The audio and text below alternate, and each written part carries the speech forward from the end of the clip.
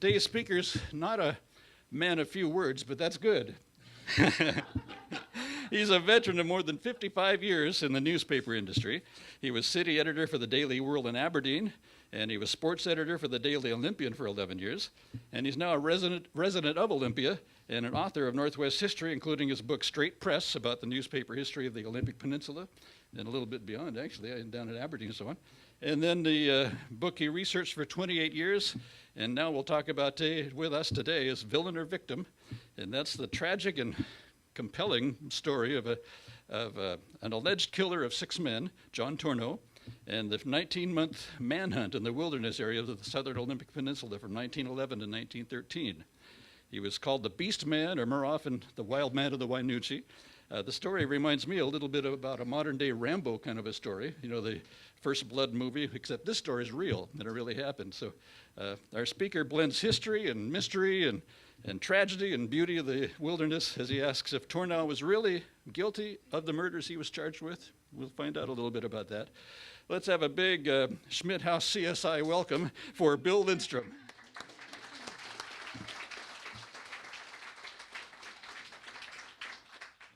Well, thank you, Don. This is great. Packed house, wow. This is an amazing story.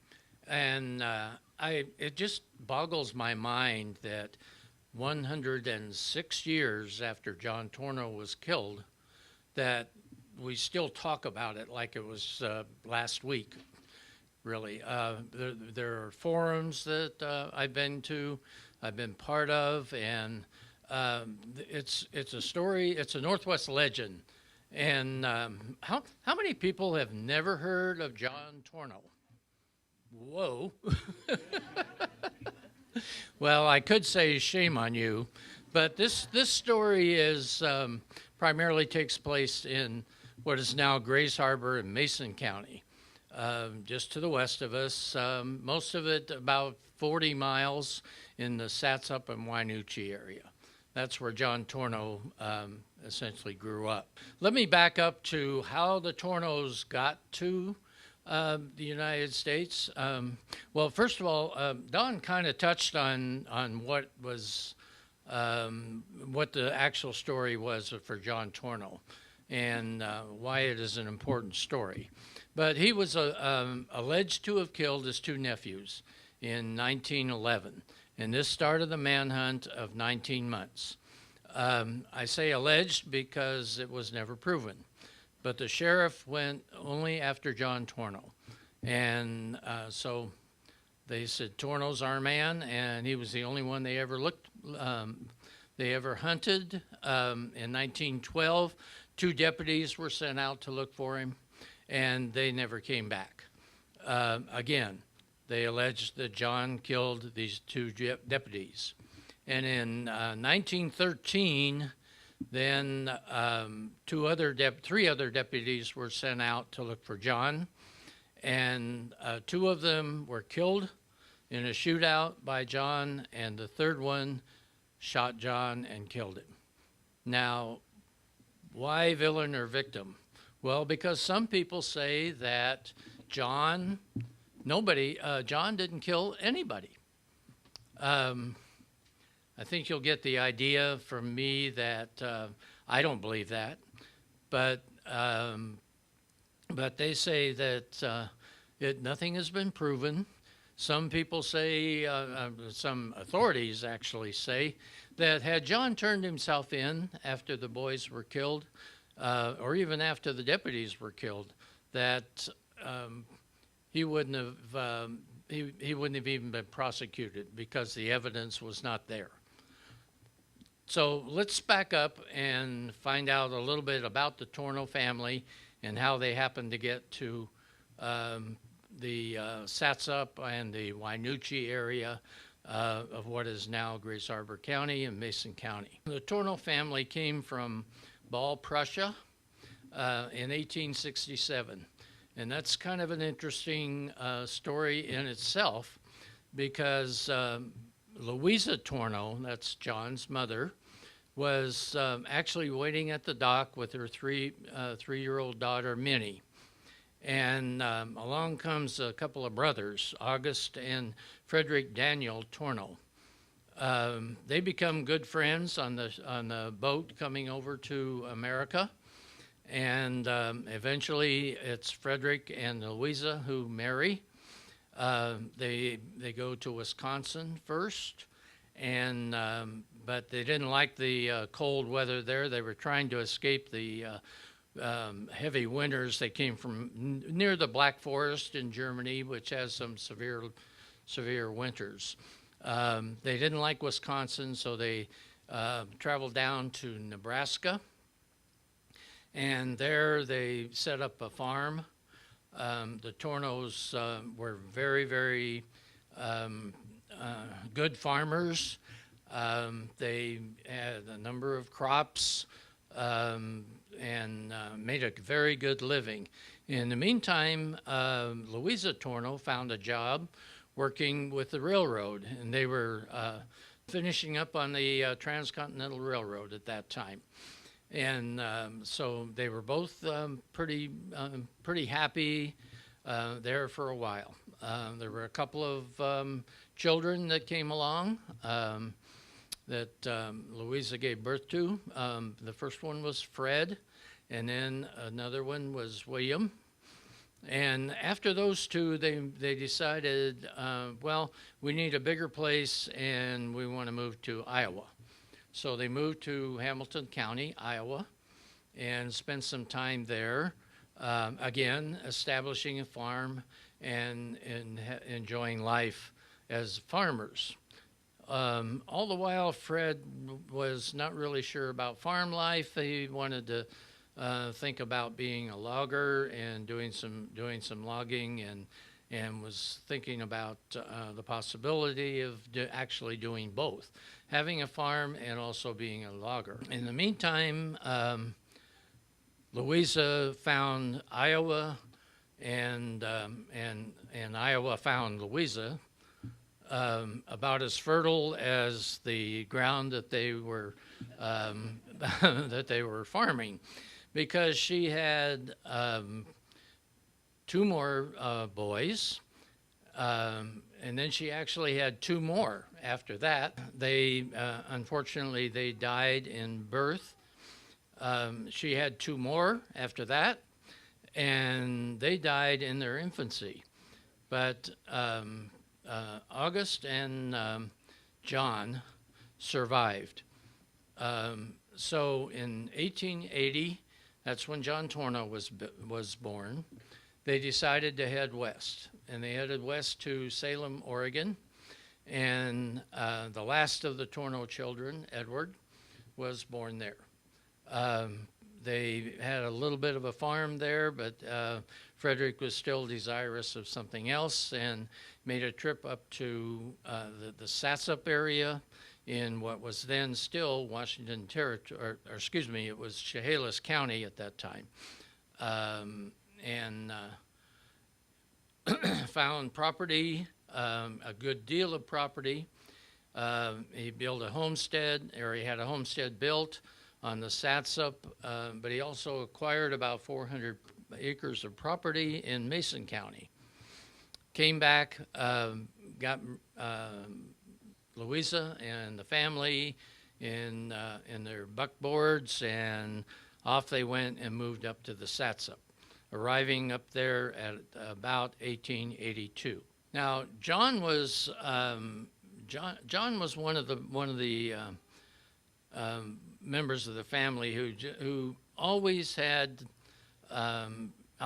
his hands in things. He was a very hands-on. He helped his dad when he was very young, but when he was even younger, and about 10 years old, he contracted the black measles.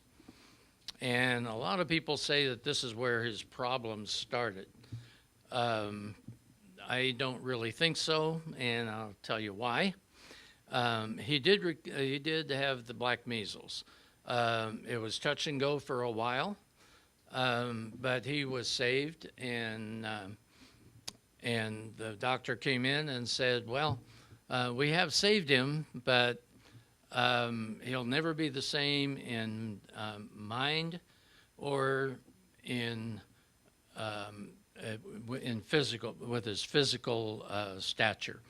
Well, he grew to be a 6'3" man and about 220 pounds.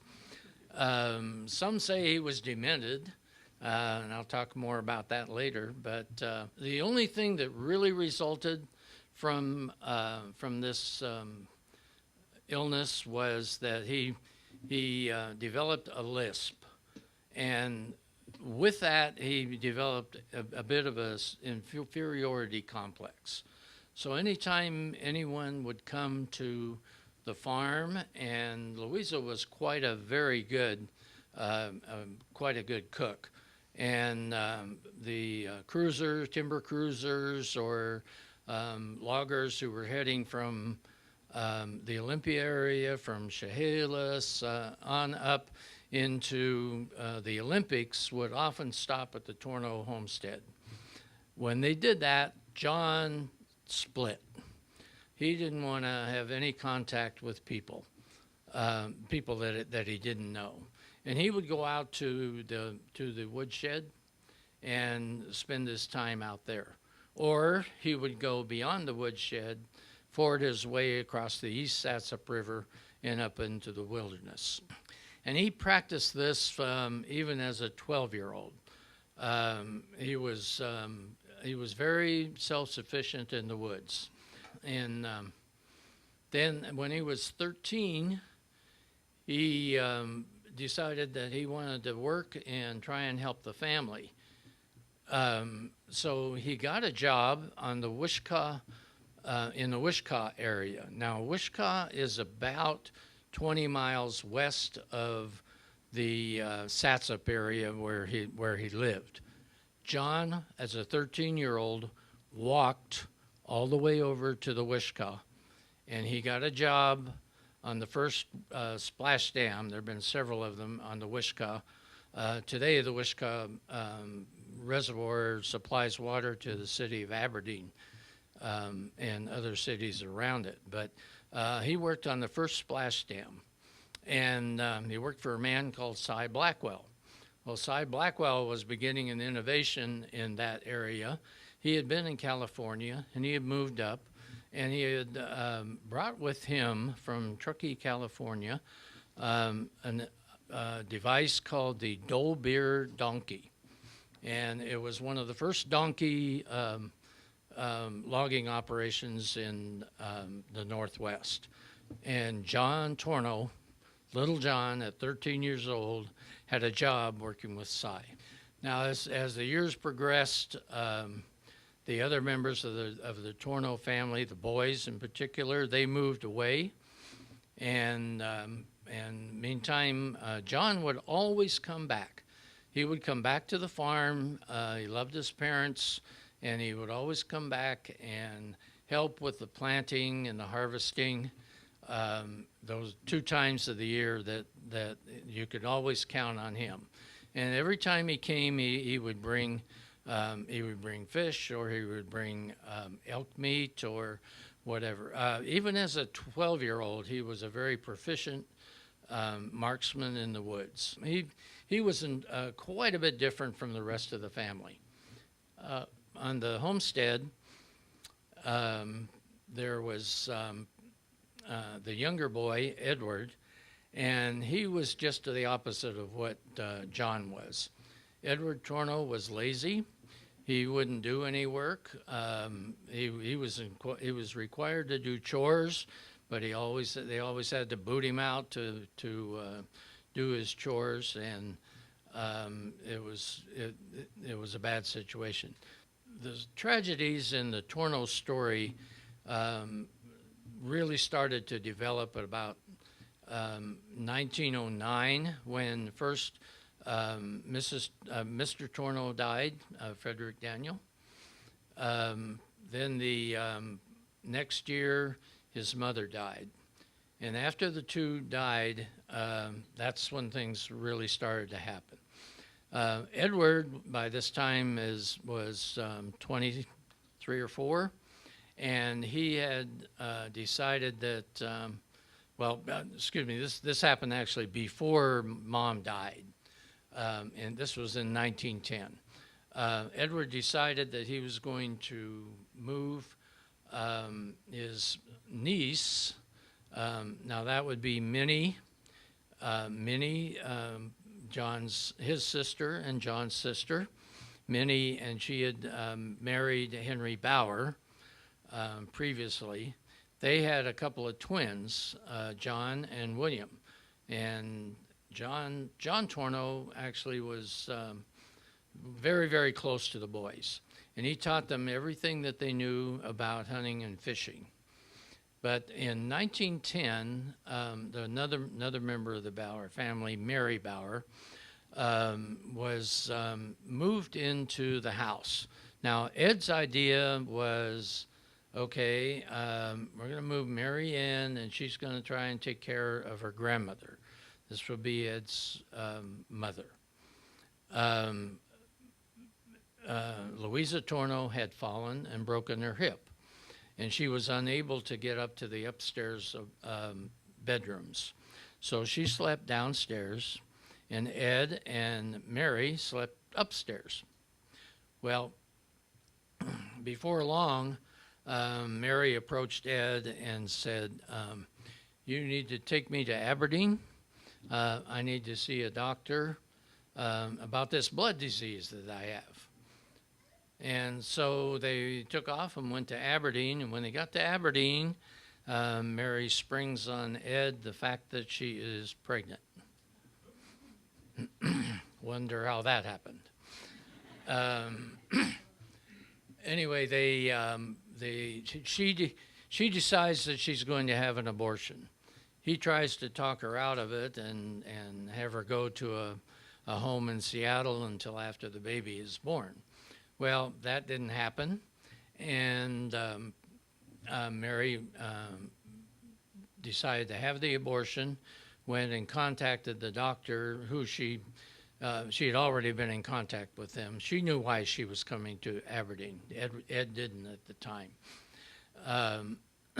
So she had the abortion and goes to a friend's house, a friend of the Tornow family, to recover. And 2 days later, she dies. Well, the doctor is arrested. The abortions in those days, as today, were criminal offenses. The doctor was arrested. He was convicted and sent to prison. The trial that followed was quite interesting. 435 pages interesting in my research, and I read it, every page of that, many, many times.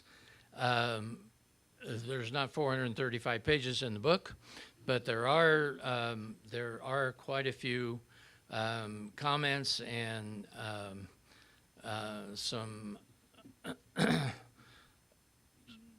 really interesting and key information.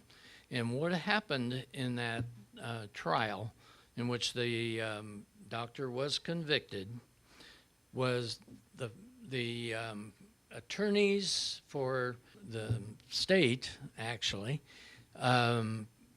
painted Ed into such a hole that he was the only one that could have committed that offense.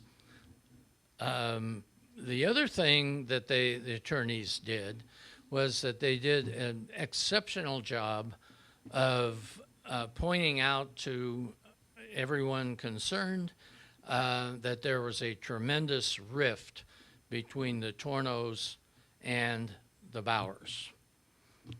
I mentioned that John had told the Bauer boys, he had been a very good friend of theirs, not just an uncle, but he had taught them everything that they knew about life in the woods, how to shoot, how to catch fish with a vine maple, which was one of the tricks of the trade that he used in those days. How to be very self-sufficient in the woods. Henry Bauer was pretty upset about this. He was not as proficient. He was a farmer primarily. He wasn't a logger, and he really didn't have a whole lot that he could tell or teach the boys about that. So he developed a bad attitude towards John. Well, when his daughter then became pregnant and then died, and what he believed was a problem that Ed caused, that rift became quite a bit wider. After the trial, John went to work in Elma, and we're getting about August of 1911 now. He had come back from working in Elma to the homestead, and when he got back to the homestead, he found out, and Ed was the only one at the homestead at the time, he found out that Ed had shot his dog. And he became extremely upset at this. So he picks up his rifle and he shoots Ed's dog. He didn't shoot Ed. And then he turned to him and he said, "I am going to the woods. Don't anybody ever come after me or I will kill them." So Ed thought, I've got ammunition here to have him declared insane. And he and an older brother were trying to do this all along. When Dad died, they found out in the estate that Dad had given the 400 acres of property all to John Tornow. But Ed and Fred, the oldest boy and the youngest boy, they had kind of confided in each other and figured, if we can get him declared insane, then the property will come back to the family. Because in those days, and probably today, if you're declared insane, you cannot own property. So that was their method. So Ed said, okay, I can definitely prove that he's insane now. So he went down and swore out a warrant for John to be declared insane. The sheriff took the warrant and went out and found John, spent a couple hours with him, came back and said, "There's no problem with him. He just wants to be left alone." And that's really what the crux of this story is that he wanted to be left alone to live his life in the woods, and people wouldn't do that. So 1 month after the insanity warrant was sworn out, he decided John was living his life in the woods at the time, and Henry Bauer then asked his two boys to go out and hunt for a bear that he believed was ravaging the cattle on his property. The boys went out on a Sunday afternoon, September 3rd, 1911, and didn't come back. The next day, that night, they went out looking for him and found no sign. The next day, he gathered a posse, Mr. Bauer did, gathered the posse and the sheriff, and off they went. And later in the afternoon, they did discover the bodies of one of the boys. And some posse members and went back to the farmhouse, which was about a mile and a half, 2 miles away, and told the bad news to Henry Bauer. Well, in the meantime, another posse member was out in the woods, and they found the other body, and so they came back. The following day, they went with the coroner, the posse, and a newspaper reporter named Dan Cloud, and I'll tell you how he's important here in a minute. But they went up and they found the bodies and to bring them in. But the sheriff, in the meantime, was trying to construct exactly what happened, because there were no eyewitnesses. No eyewitnesses to this to the killing. The way he constructed it was that the boys were at the bottom of a ridge. They were shooting at the bear, which they found, and the bear was actually paralyzed. He had been shot, and one of the posse members did put the bear out of his misery. But they believed that the bear was mid-ridge. Behind where they believed where the bear was, crossing over the ridge, they found a lean-to. And in this lean-to is where they believed that it was John. It could have been John. It could have been somebody else. We really don't know that. What we do know is that some of the MO that John used, such as stashing rifles and food and that into cedar trees, which was what he did, they did find on that property. What they also found right behind the lean-to and right behind an opening in the lean-to was a cedar tree. And in that cedar tree, they dug out 2 shells that they believed that from the rifle that John Tornow used. Now, it was a US 30-30, US 30-30 Army issue caliber rifle. The bullets were similar to that which John used, but they were also similar to the bullets that the boys used, because John gave them their rifles for their 16th birthday. So was it John or was it the boys that were shooting the bear? Most people still believe it was the bear. It was the boys. Yeah, the bear was shooting the boys. Yeah. So were the boys hunting a bear, or were the boys hunting John? That's what some people are asking. But the scenario is that the sheriff never looked for anybody else. He was the only one that they went after. In 1912, A.V. Elmer, the game warden, and a bounty hunter, Colin McKenzie, who kind of has an interesting tale himself. McKenzie was a photographer in Aberdeen, and he had been in the 1903 Black Friday fire that had wiped out the city of Aberdeen. And my former editor in the back there knows this story very well, John Hughes. He was no, he wasn't editor at that time, but he was.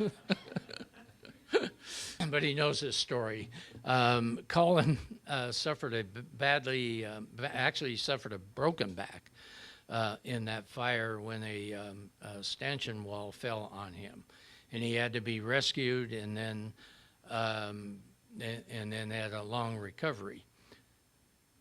Now, if I broke my back and I was a photographer and I had a long recovery, I probably would find a job that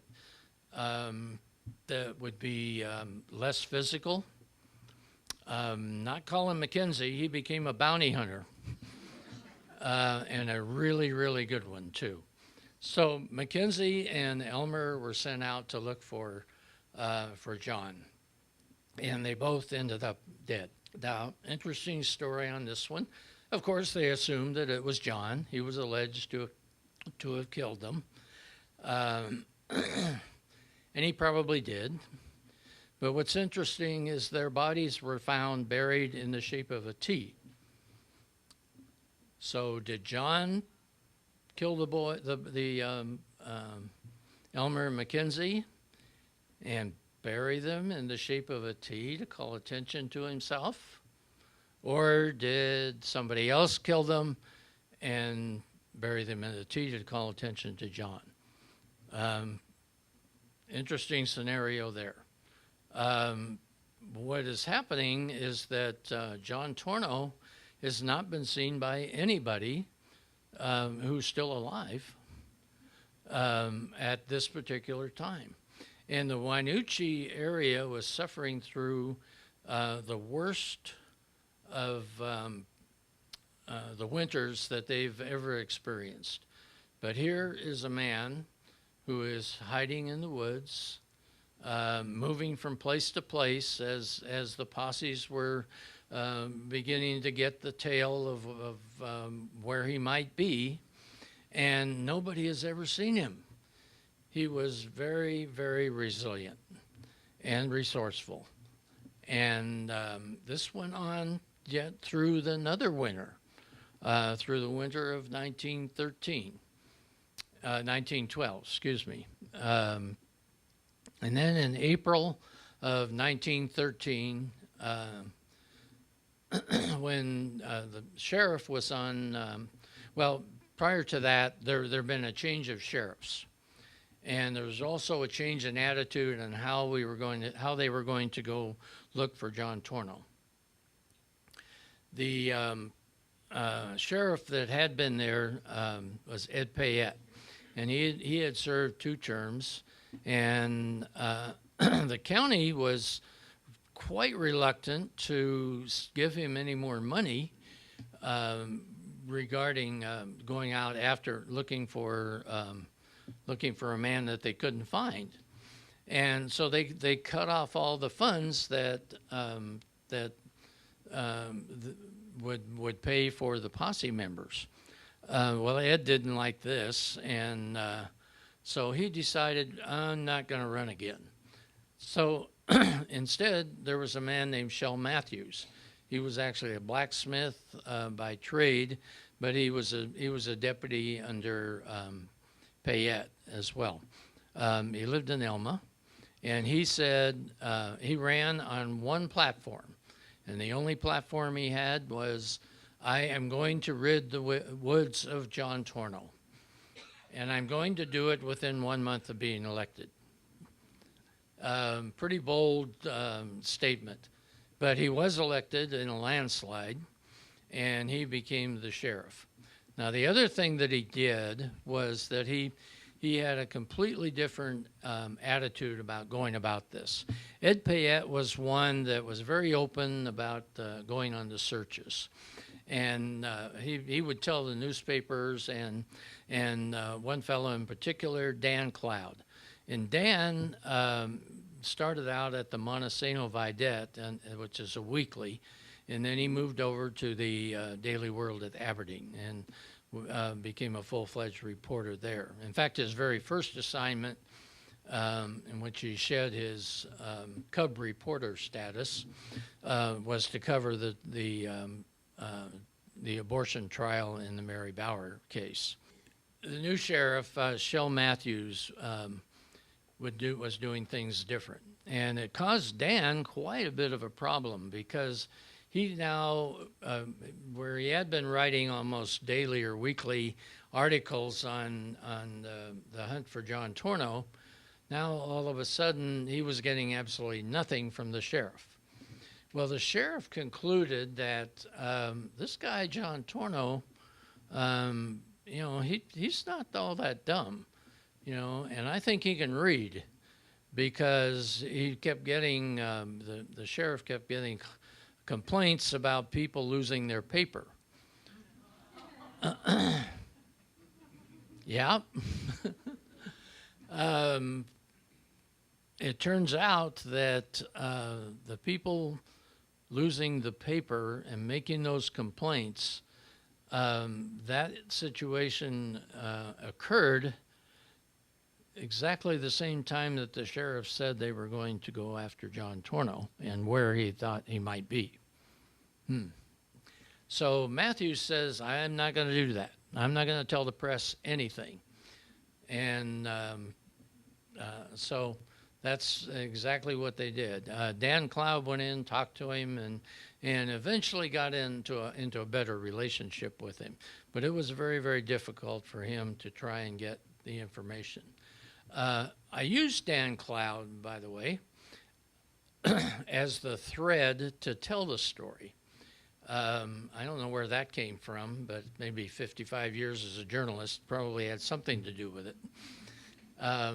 I like it, and I think a lot of people have told me that it's an unusual way to tell a story. But Dan was a very, very good reporter. And in the book are his actual stories, portions of his stories that he wrote, interviews that he had with various people, including the posses, and how he got his information. So that's a thread that I use to try and tell this story. But Shell Matthews was a different sort, and but he was having success. He kept. He wasn't going to do exactly like Ed Payette did. Now, Ed, in the winter of 1912, he got a clue that John might be heading over to the west side of the Olympics, and so Ed took off in the Olympics and got even up into the area, the lower Olympics portion on the east side, where glaciers were. Now he had climbed up above one of the glaciers, still chasing John, of course, and all of a sudden he slips and he falls 1,500 feet. Well, he lived to tell about it, and it's in the book. Exactly what happened there, because he was, the people who were with him, the posse members, thought for sure that he was dead. Shell Matthews was not going to do anything like that. Shell Matthews was going to get John.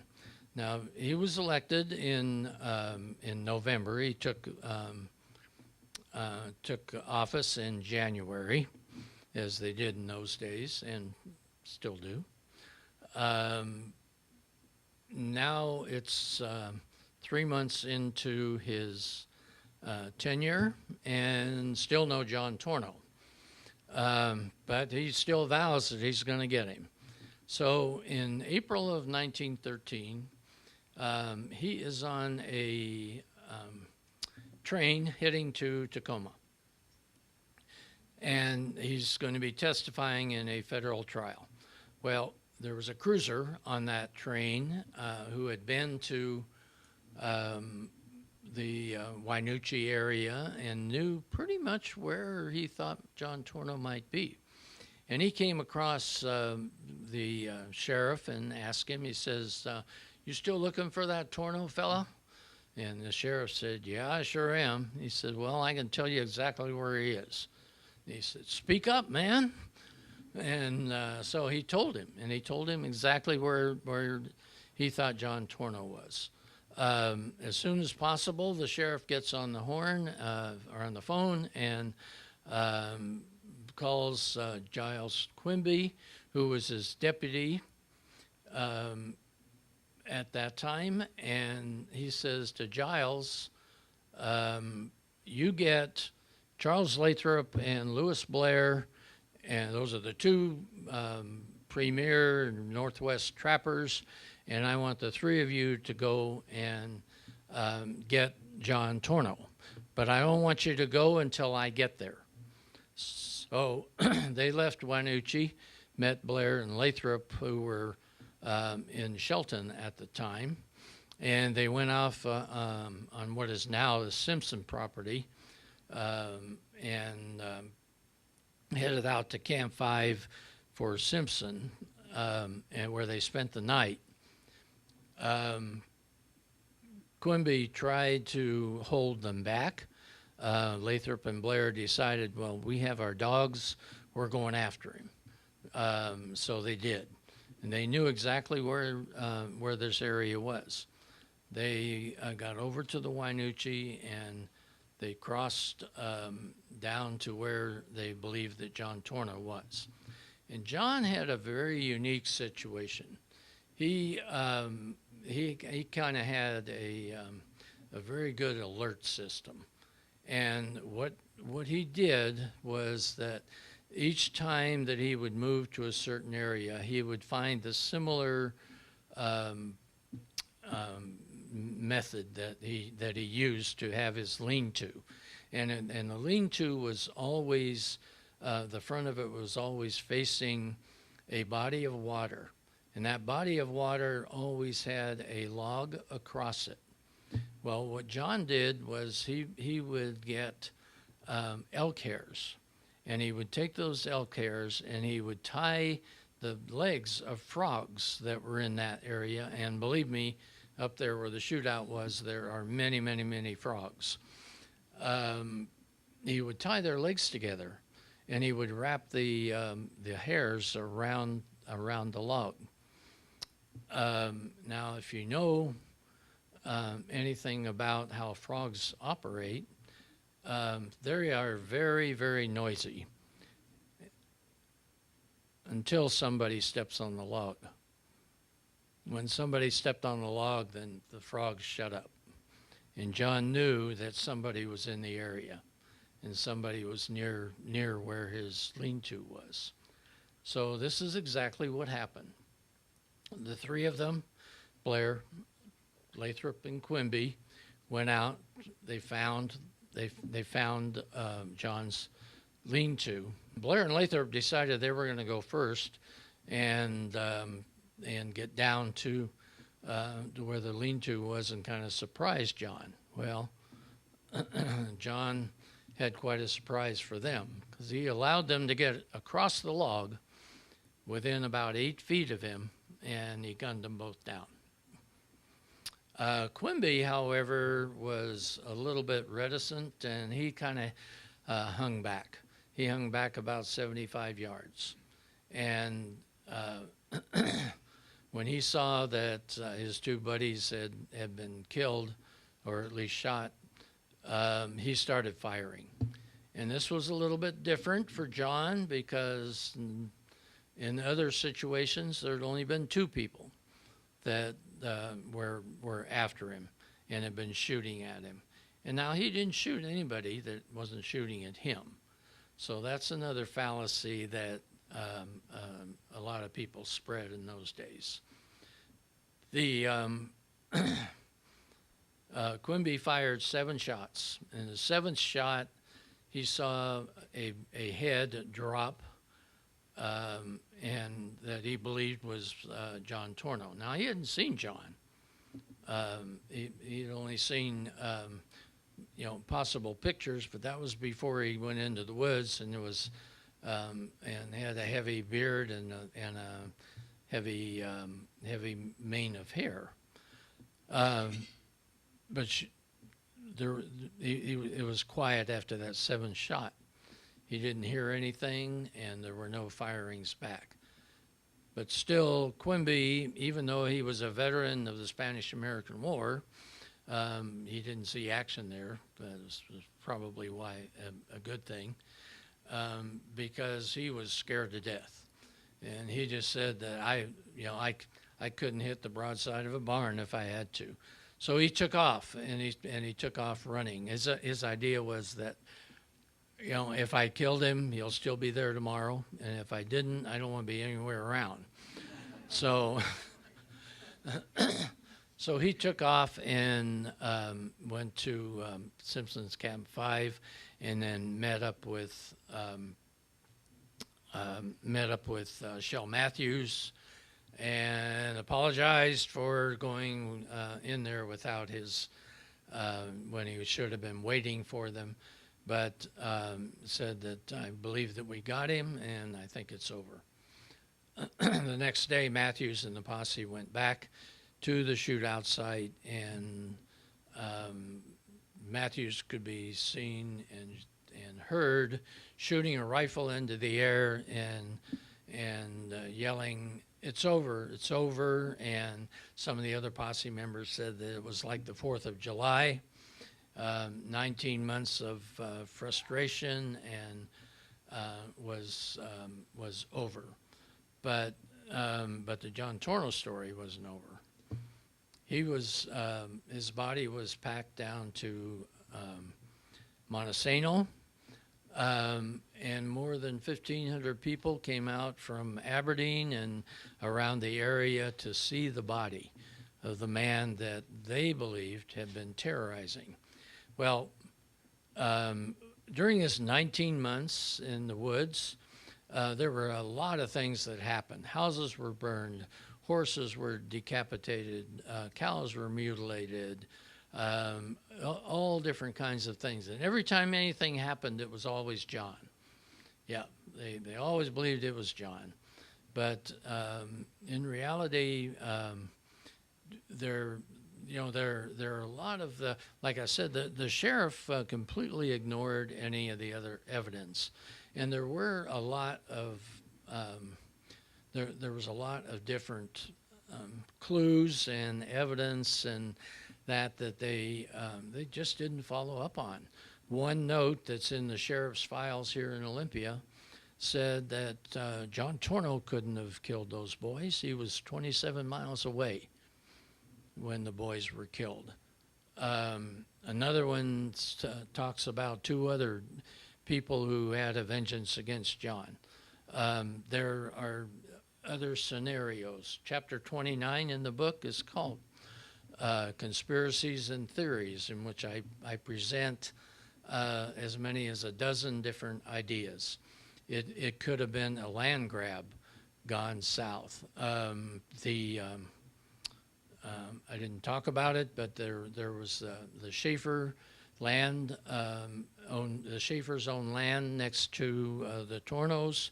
They wanted to get a easement to get their timber across Tornow's land and into the Satsop River. The Tornows did not want that and fought against it the whole time. Some people say Henry Bauer could have killed his own boys. Well, that sounds implausible, except that just 2 weeks prior to the boys' killing, a man in Centralia had confessed to killing his two boys.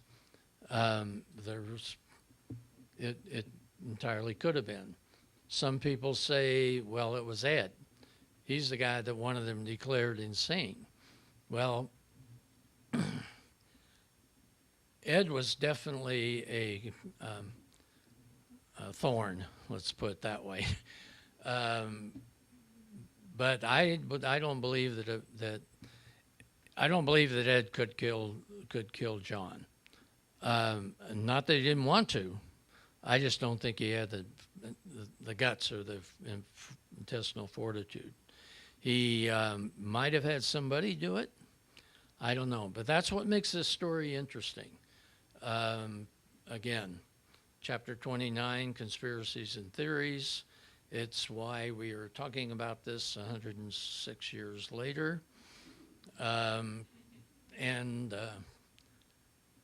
With that, I know that was a little more than brief, but as Don warned you, there's an old saw that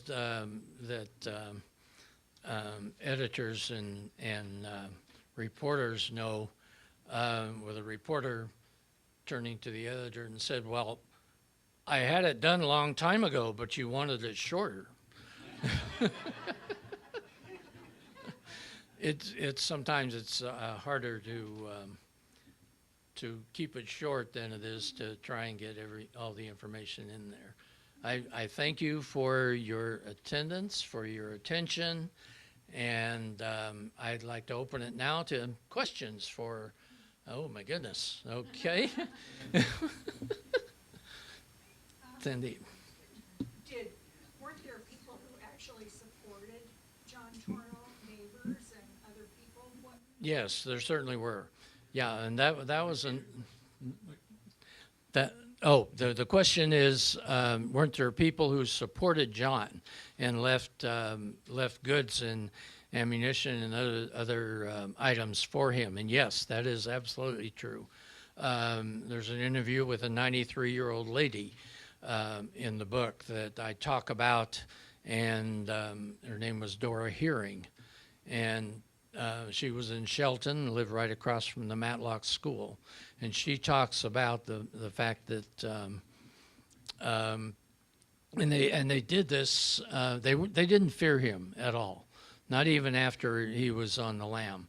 And she talks about one instance in which she had heard a big noise, and turned to her dad and said, I heard a noise, go find out what it is. So Dad gets up and he goes outside and sees that the items that he had left for John were gone, and in turn John had left a fish and some elk, and he brought it back in and he just said, "Don't worry, honey, it's just John Tornow." And these stories are in abundance, and from the people in Matlock and the telling what their grandparents have told them, and yeah, very much so. Way in the back.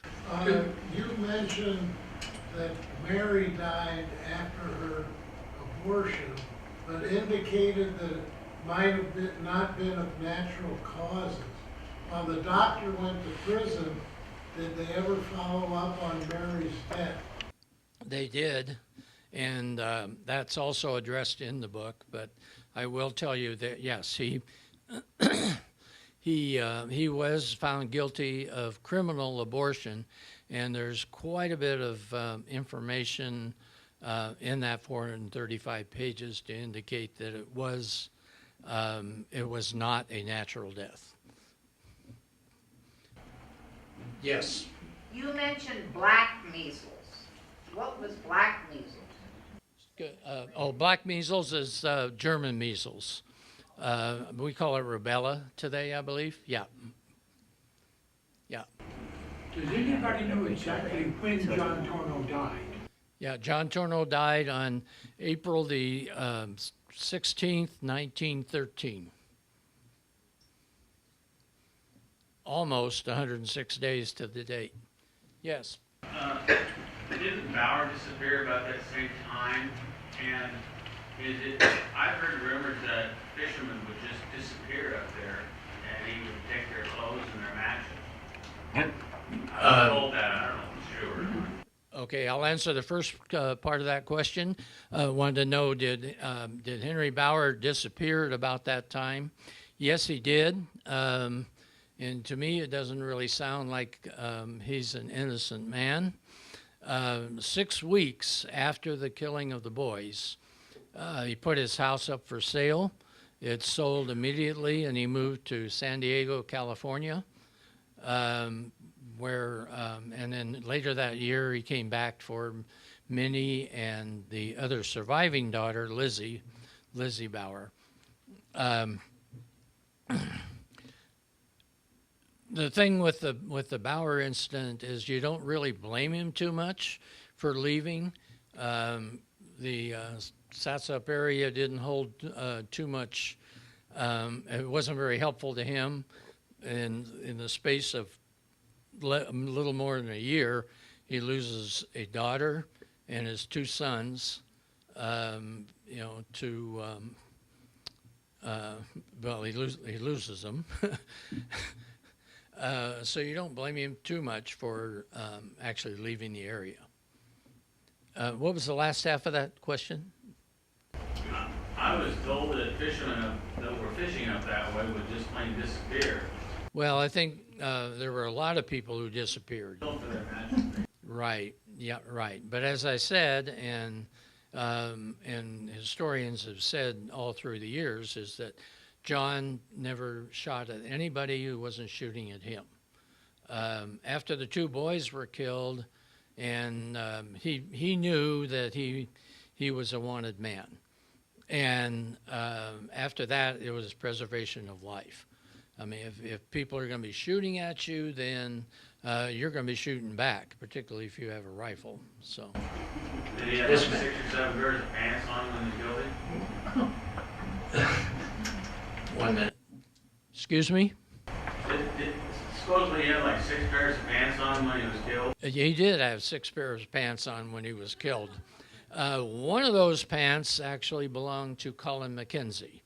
So my belief is that if he didn't kill Colin and Elmer, then he robbed them, because he not only had McKenzie's pants, and they were tin pants, so they were very recognizable for someone in the woods. He also had Elmer's rifle, which is on display now at the Polson Museum in Hoquiam.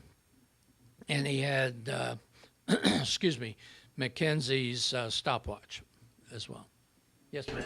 So, did John Tornow have a will made out prior to the death of the nephews? No. No. Oh, did John Tornow have a will made out prior to the death of the nephews? No. John never had a will made out. But John had $1,600 in the Montesano State Bank that he had earned, money that he had earned from logging and cougar hunts and different things like that. He also owned 2 pieces of property in Aberdeen. If you know where the Robert Gray School is in Aberdeen, this is the second one, but the first one is right near that same property, and where the parking lot is of the Robert Gray School today. He owned those 2 lots, Stewart Edition, in East Aberdeen. Sue? You mentioned a cruiser. What is a cruiser? Oh, a cruiser is a person who is the one that decides how much of that timber is marketable, and how much they go up, and that's interesting too, because there was a change in how this was done. Prior to 1910, the way that was done was that there really weren't that many needs for cruisers, because what they did was they felled the timber, sliced the end off, put their brand on it, floated it down the river to Montesano, to the mills, to Aberdeen, and then when they got to the mills, that's when the assessments were made on the timber and the taxes. After 1910, there was legislation to change that, and now standing timber became the method of marketing, determining the timber for marketing. They would go into the woods and they would look at a tree and decide how many board feet that might be. They were professionals at this, and the owner would then be taxed according to that. Yes, sir. So the Tornow branch is also the east fork of the Satsop River. Middle fork. Yeah, middle fork. Middle fork of Yeah, the Satsop. so did that name come from John Tornow or the Tornow family? Tornow family.